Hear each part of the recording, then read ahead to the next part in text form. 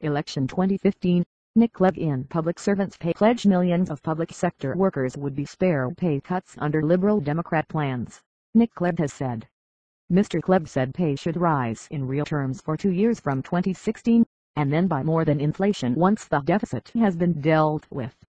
He said public sector workers had made enough sacrifices and it was time to end the era of pay restraint. But unions said their members deserved more after paying a high price for years of austerity.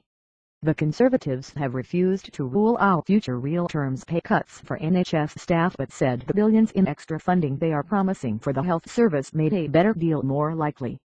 In other election news, David Cameron says a Conservative government would create an extra 600,000 free childcare places as he campaigns with Boris Johnson for the first time during the election. Labour says it would invest £150m a year in cancer diagnostic equipment from 2016 over 17. Conservative Party Chairman Grant Shapps has denied claims he repeatedly edited entries about himself and other MPs on Wikipedia. The SNP dismisses a fresh warning from economists about the impact of full fiscal autonomy for Scotland on tax rises and spending cuts. UKIP leader Nigel Farage says the UK should accept a few thousand refugees from across Africa as a gesture amid the migrant crisis in the Mediterranean, suggesting preference should be given to Christians. Arthur Scargill launched the Socialist Labour Party's manifesto with a pledge to end capitalism. Public sector pay was increased by up to 1% in March, with schools entitled to give top-performing teachers a rise of up to 2%.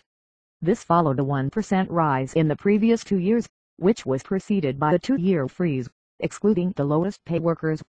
Last summer, hundreds of thousands of people took part in rallies and marches across the UK as part of a day of strike.